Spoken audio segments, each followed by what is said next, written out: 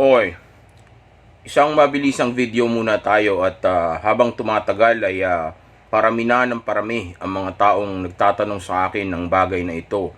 At ito ay walang iba kundi yung mga signs daw na interesado pa rin o mahal pa rin daw ba sila ng ex nila. Okay, kumbaga gusto nilang malaman kung ano yung mga signs na pwedeng makita para masabi nila sa sarili nila na itong ex nila ay may gusto pa rin sa kanila o may gusto pa rin sa inyo, kung ito rin ay katanungan mo rin, okay, sa mga oras na ito.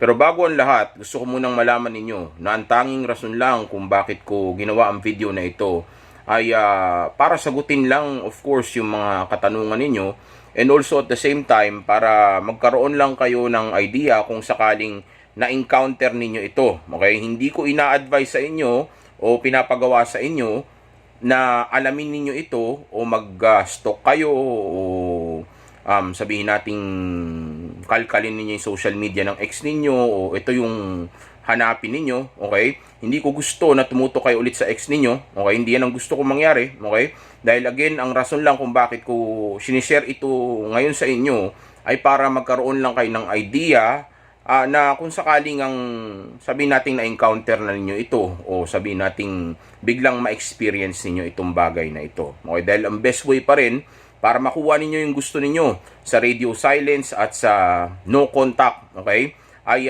wala pa rin iba kundi yung unahin mo yung pag-move on mo, yung self-improvement mo, o tumuto ka dun sa mga mas importanteng bagay. Okay? Dahil pagka yung ex mo na naman ang tinutukan mo, o nag-stalk ka na naman sa ex mo, then napakaraming mga negative na naman na pwedeng mangyari. Okay? Depende na yan kung ano man ang ano mo, sabihin nating goal mo, makipagbalikan, ayusin yung relasyon, i-downgrade yung ex mo, o sabihin nating mag-move on man, okay? Ang pinaka-best pa rin na dapat mong ginagawa sa mga oras na ito is moving on. Okay? Kahit ano pa ang goal mo, okay? Kahit na ano pa ang gusto mong mangyari, okay? Balikan man, maka-move on man o kung ano man, okay? Moving on pa rin dapat ang mindset mo sa mga oras na ito. Lalong-lalo na kung naka-radio silence ka. Okay? So simulan na natin ito dahil 10 signs ito, medyo mahaba ito, pero gusto ko matapos agad yung video dahil hindi naman ganun kahirap na i-share itong mga senyales na ito. Okay, by the way, itong mga signs na ito na i-share ko sa inyo ay mga signs na napag-aralan ko, signs na naranasan ko, okay? Signs na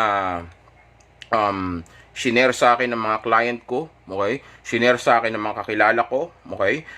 Naranasan ko nung ako ay dumpy, naranasan ko nung ako yung dumper, ako yung nakipaghiwalay at ako yung hiniwalayan, okay? Mga client ko na naging dumper at mga client ko na naging dumpy, okay? So, sobrang solid na itong mga signs na ibibigay ko sa inyo, pero mas marami pa akong pwedeng i-share sa inyo, pero sa ngayon, bibigyan ko lang muna kayo ng solid na 10 signs, okay? Na sabihin nating makatulong sa inyo o pwede ninyong maging guide o masabi na itong mga signs na ito ay sabihin natin pwede niyong panghawakan na interesado pa rin o attracted pa rin o gusto pa rin kayo ng ex ninyo. Okay, number 1, kapag ito sa social media ito, kapag nilalike niya yung post mo sa social media. Okay, again, hindi na maibig sabihin ito ay gusto ko na kaagad niya o gusto niya na kaagad makipagbalikan sa iyo kapag ginagawa niya ito. Okay, pero malaki ang posibilidad na after ng breakup, tapos nilalike niya pa rin yung post mo, then malaki ang posibilidad na interesado pa rin siya sa'yo, may gusto pa rin siya sa'yo. Dahil ito yung way niya para iparamdam sa'yo na nasa, sabihin nating paligid lang siya. Okay, kumbaga, nandito pa rin yung presence ko o available pa rin ako o hinihintay lang kita magbago o kung ano man yung gusto niya iparamdam sa'yo o minamanipula ka niya o ginagawa ka niyang backup plan. Okay? Pero, one thing is for sure, kahit ano pa ang dahilan niya, interesado pa rin siya sa iyo. Okay? Pero para malaman mo kung gusto niya na makipagbalikan o ito na ba yung tamang oras para hayain mo siyang lumabas o para makipagkita ka sa kanya o kung talaga bang gusto niya na magkaayos kayo. Okay? Ang bagay na dapat na nire-replyan mo o dapat na makita mo o marinig mo from her o dito sa ex mo nga na ito ay of course yung I love you, I miss you, I'm sorry, magkita tayo o magbalikan na tayo. Okay? Alin man doon. Okay? At ito ay dapat manggaling sa kanya through message. Okay? Hindi call, hindi sa social media post, okay? Kundi sa message. Dapat i-message ka niya directly. Okay? Tapos sasabihin niya sa'yo yung isa man lang dyan sa mga bagay na iyan. Okay? Hindi po pwede na ni-like lang niya, kukonta ka na kaagad sa kanya. Kasi maaring nagmamanipula lang siya o kumukuha lang siya ng validation sa iyo o sabihin natin, sinecheck lang niya kung nandiyan ka pa ba o ginagawa ka niyang backup plan. Okay? So, para sigurado, hintayin mo o hayaan mo na sabihin niya yung I love you, I'm sorry, I miss you, o magkita tayo o magbalikan na tayo. Tapos siyayain mo siya lumabas. Okay? Tapos panoorin mo yung video ko kung paano yung tamang dating o paanong response o yung tamang response. Okay? Kaya kausapin mo ako. Okay? So, number 2, tinatanong ka sa ibang tao. Okay? Yung nakikibalita sa iyo palagi sa ibang mga tao. Okay? Again, hindi ko gusto na alamin mo ito sa ibang tao kung tinatanong ka niya o kumukuha siya ng impormasyon tungkol sa iyo. Dahil ang gusto ko ay mag-focus ka sa radio silence mo. Okay? Ako nang bahala dun sa kung anumang goal mo sa radio silence. Balikan, moving on, o kung ano man. Okay? Ako nang bahala dun. Napaka-effective ng radio silence na yan. Daan-daan libong tao nang natulungan ko dyan. Okay? So, mga natulungan ko pa dyan, mga celebrity, mga professional, mga politician, okay, mga bigating tao, mga kilalang tao, mga matatalino. Okay? So, wag niyo nang questionin yung ano niyan, yung pagiging epektibo niyan. Dahil sobrang effective yan. Okay? So, diyan ka tumutok kaysa dun sa balita na yun. Pero kung marinig mo yan sa ibang tao, no, kinamusta ka, ganyan, okay, inaalam mo, nanghingi ng mga impormasyon tungkol sa'yo, okay, then, yeah, okay lang sa akin na alamin mo yun, okay? Pero hanggang dun lang yun. At pagka sinare sa'yo yung bagay na yun, hanggang dun lang, putuli mo rin kaagad yung conversation ninyo, okay? Huwag mo nang pahabain, okay? Pag nagkwento pa siya ng iba, tungkol sa ex mo, okay, bukod do sa tinatanong ka o nanghingi ng impormasyon sa'yo, putuli mo na kagad, ibay mo na kagad yung usapan sa'yo, ayoko nang pag-usapan muna yan. Kamusta nga pala yung ano mo, business mo, ganun, ibahin mo na, okay? So, kasi ang gusto natin maka-move on ka dahil yun ang isa sa mga sabihin nating malaking parte o makakatulong sa'yo para maging maayos yung kalagayan mo sa ngayon. Okay? Lalo na kung hindi pa nag-I love you, I miss you, I'm sorry, o magkita tayo, o magbalikan na tayo yung ex mo sa'yo. Okay? So, wag mong pabayan yung usapan. Alright? And hindi rin pwede manggaling sa iba yung gusto niya ipasabi sa'yo. Okay? Kung naka-block ka man, at di ka niya ma-message, huwag kang magala, gagawa ng paraan yan. Okay? Gagawa ng paraan yan kapag ka gusto na niya. Dahil kahit sinong tao, pag may isang bagay siya na ganun niya nakagusto, okay? O mayroon ng burning desire, okay? Gagawa tayo ng paraan para makuha natin ito. Okay? Alam niyo yan. Okay? So kung hindi niya ginawa yun, o hindi niya pa ginagawa ito sa mga oras na ito, at naka-block ka, at di man lang niya ito ma-unblock, o sabihin natin binlock mo siya, tapos di man lang niya magawa na ano. Pero wag niyo i-block ilagay mo lang sa restrict mode, o kaya sa archive, okay? Para mas madali para sa kanya na i-message ka, at para hindi rin niya isipin na na-butthurt ka o galit ka. Okay? Hayaan niyo lang doon. Okay? Pero pag binlock ka niya, i-unblock ka niya, huwag kang mag-alala. Okay? So, at kung hindi ka man niya i-unblock, pwede ka niyang kontakin sa kahit anong kahit saang kahit saan paraan o kahit na anong paraan, email, di ba, number, o kaya puntahan ka niya sa bahay mo. Basta pagka meron ng burning desire o mataas na o enough na yung attraction at interest level, kukontakin ka niyan. Okay? So yun dapat ang mangyari, hindi pwede manggaling sa ibang tao. Okay? Number 3, kinokontak ka para tanungin ng mga bagay na pwede naman niyang malaman sa iba o sa Google o sa internet, okay? Tapos itong o kaya naman yung mga tanong niya ay mga walang kwentang bagay. Okay? Like for example, ano nga ba yung in-order natin pagkain noon sa restaurant sa May Tagaytay? Okay?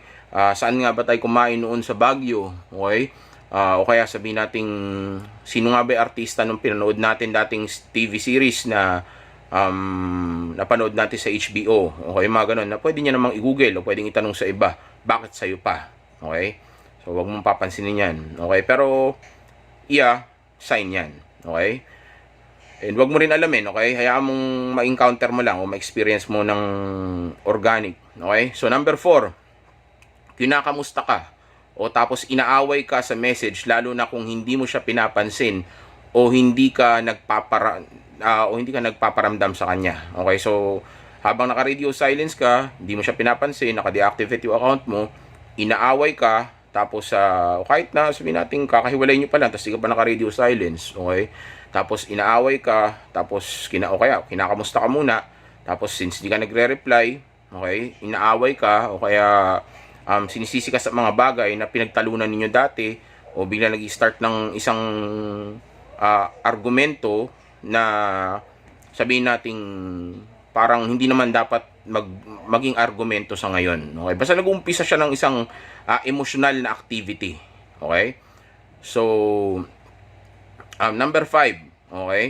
Hindi niya pa din tinatanggal ang mga photos ninyo sa social media. Okay? So, sobrang obvious yan. Okay?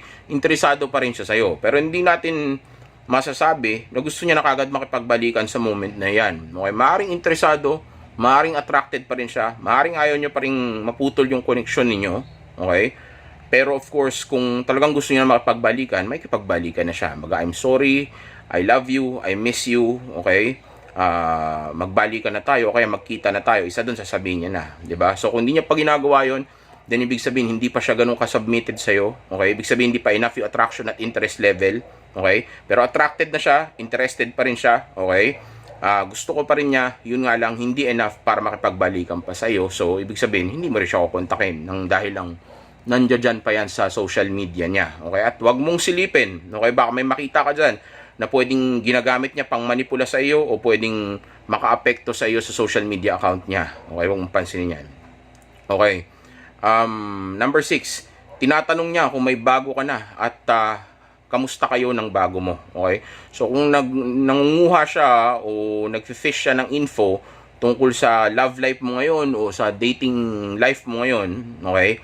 Then possible yan na interesado pa rin siya. Okay? Kasi yun yung way niya para iparamdam sa iyo o ipaalam sa iyo na nandiyan lang siya sa paligid o available pa rin ako o interesado ako malaman yun kasi interesado ako sa iyo.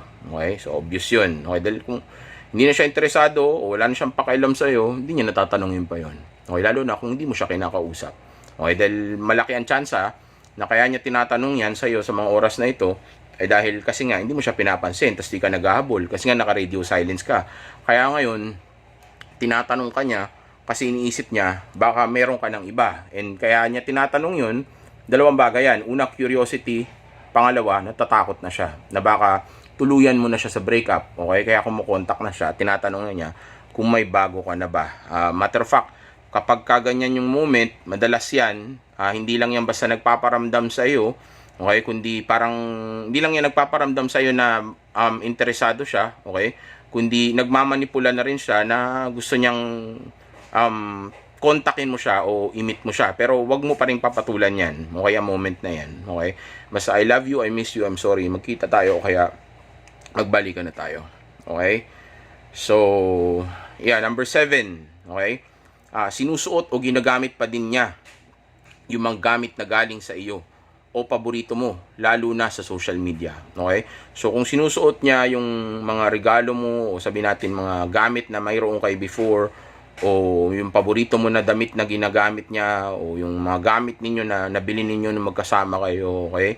So, kung sinusuot at ginagamit niya yan, lalo na pinopost niya sa social media na yun yung gamit niya, okay, pinagmamayabang niya o nagpicture siya, nagselfie siya o umalis siya o nasa bahay siya o basta may nilabas siya na picture o video, okay, tapos yun yung gamit niya at nandoon yun, then malaki ang chance na minamanipula ka niya o sabihin nating kaya niya ginagawa yon dahil ang gusto niya is mapansin mo siya at gusto niya ipaalam sa iyo na special ka pa rin sa kanya. Yun nga lang, hindi pa enough yung attraction at interest level para makipagbalikan siya sa iyo. Okay, pero ang gusto niya ay diyan ka lang. Okay, ginagawa ka niyang backup plan. Okay, kaya nga huwag kang papayag.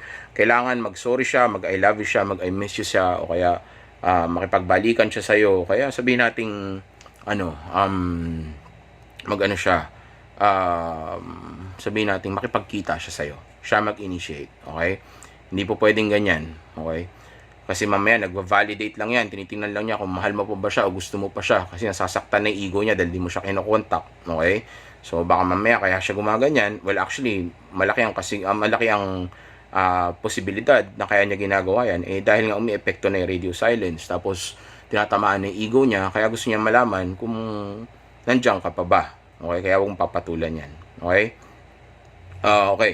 Next, number 8, konektado pa din siya sa mga kamag-anak mo, lalo na sa parents mo o close friends na nakilala lang niya dahil sa'yo. Okay? Diba? Sobrang obvious yan. Kung hindi niya pa pinuputol yung connection sa mga tao na yan, ibig sabihin hindi pa talaga siya willing na i-let go ka.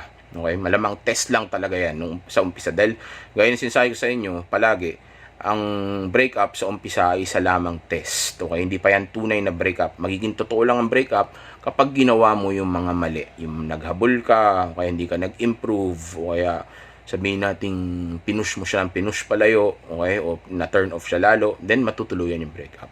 Okay, so sa umpisa yan, hindi pa niya gagawin yan dahil test nga lang yan sa umpisa. So ayaw muna niya mawala yung mga connection na yun kasi alam niya na, o sabihin natin, gusto pa rin niya kasing makipag-ayos pa din sa iyo.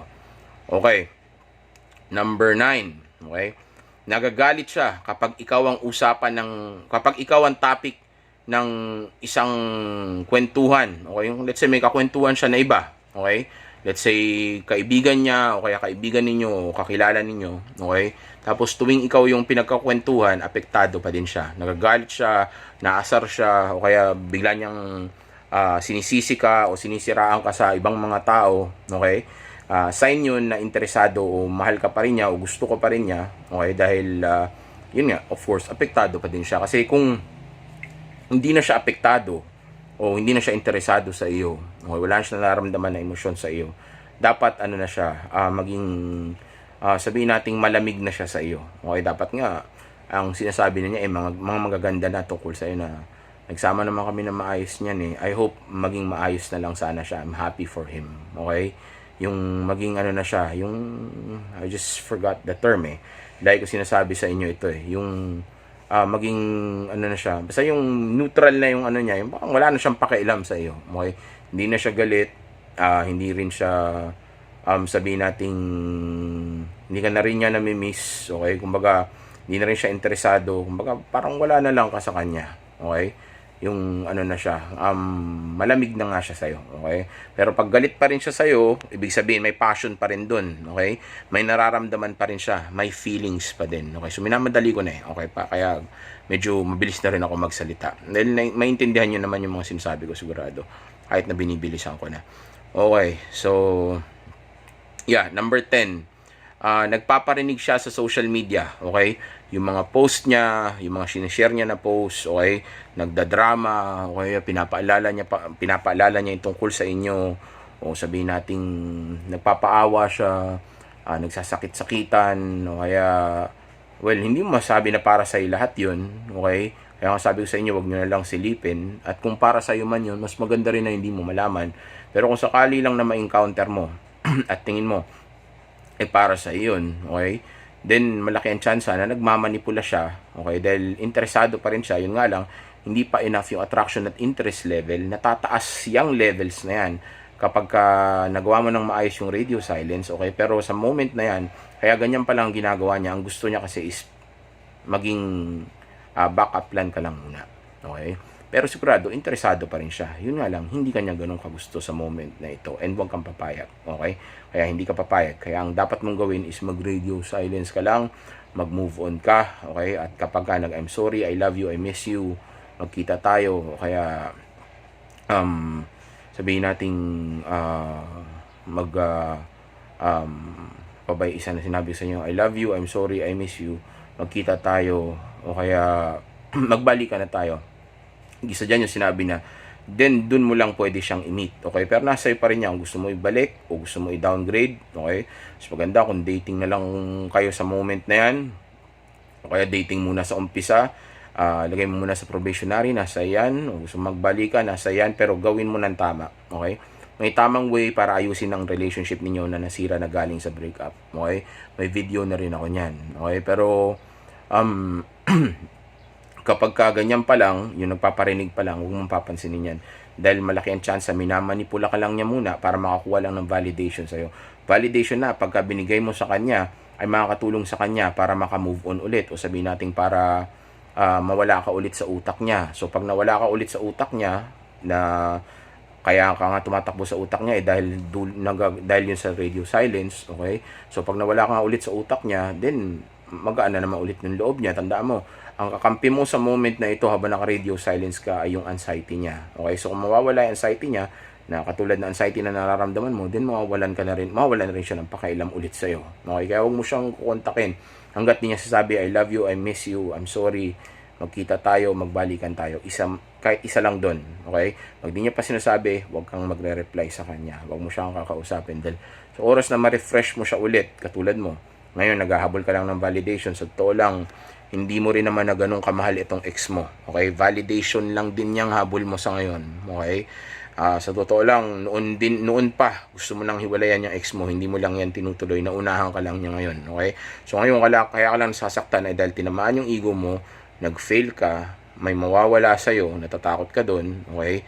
Tapos naka-attach ka, tapos nabigla ka, may shock yan, okay? And also at the same time, hinahabol mo yung validation na yun, okay? Kaya ngayon yung utak mo, ang buong paniniwala niya, hindi mo kayang mawala itong tao na ito sa iyo, which is actually bullshit, okay? Maraming tao na ang naka-survive sa breakup, kahit ikaw ilang beses mo na nagawa yan kung nagkaroon ka na ng ilang relasyon before, pero sa moment na ito tinitrick ka ng utak mo, at yung pang titrick na yon ng utak mo ang siyang gagamitin din natin sa utak niya. Okay, dapat matrick din siya ng utak niya, and para mangyari yon, kailangan hindi ka magbibigay ng validation sa kanya. Hayaan maglaro sa utak niya kung gusto mo pa ba siya o hindi na. Hindi po pwedeng malaman niya na hindi mo na siya gusto, hindi rin pwedeng malaman niya na gusto mo pa siya. Hayaan mong nasa gitna lang siya, maguluhan siya, mahirapan siya. Okay, dahil doon sa paghihirap na yon, doon siya bibigay. Okay, dahil sa sobrang hirap ng sitwasyon na yon o ng experience na yon, okay, ang papaniwalaan niya sa utak niya na solusyon ay yung ibalik ka para matapos na yung paghihirap niya na yun. Parang ikaw ngayon, dahil nahihirapan ka, ang paniniwala mo tuloy, gusto mo siyang ibalik. Okay? Dahil ang paniniwala mo, sa kanya ka lang sasaya, which is bullshit. Hindi totoo yun. Okay? Paniniwala lang yan ang utak mo ngayon. At kung gagawin mo yan sa kanya, ganyan din maniniwala yung utak niya. Okay? Kaya nga importante na maka-move on ka muna para maintindihan mo rin talaga yung totoo, kung talaga bang gusto mo pa siyang ibalik o sabihin natin dahil lang yan sa mga na-mention ko kanina. Okay? So again, kapag nagpaparinig yung ex mo, huwag mong pansinin, unahin mo yung radio silence, unahin mo pa rin yung self-improvement, unahin mo pa rin yung pag-move on mo. Okay? Unahin mo importanteng bagay. Okay, hayaan mo siyang magkaroon ng anxiety, dahil dun sa anxiety na yun yung dun siya magkakaroon ng sabihin nating magkakaroon ng idea na para matigil na tong paghihirap ko na to, ang kailangan ko lang naman gawin is ibalik ko na siya. Okay, so dun siya kukontak ngayon, and para matapos yung proseso ng radio silence, of course magkikita kayo. Okay, and pag nagkita na kayo, dun ngayon mag-uumpisa yung pagpapataas ng attraction at interest level niya ng todo. Okay?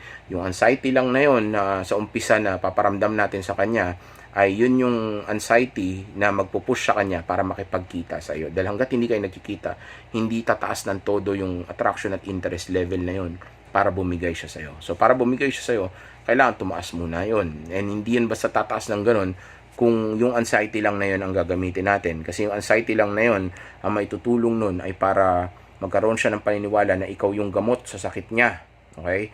Kaya kailangan kanyang i-meet. Okay? Ngayon, pag minit ka na niya, dalawang bagay pwede mangyari dyan. Pwedeng maisip niya na hindi naman pala ikaw yun. O kaya sabihin natin, pwede rin niyang isipin na mali ako sa ginawa ko, na hiniwalayan kita. Ikaw pala talaga yung sagot. Tama ako.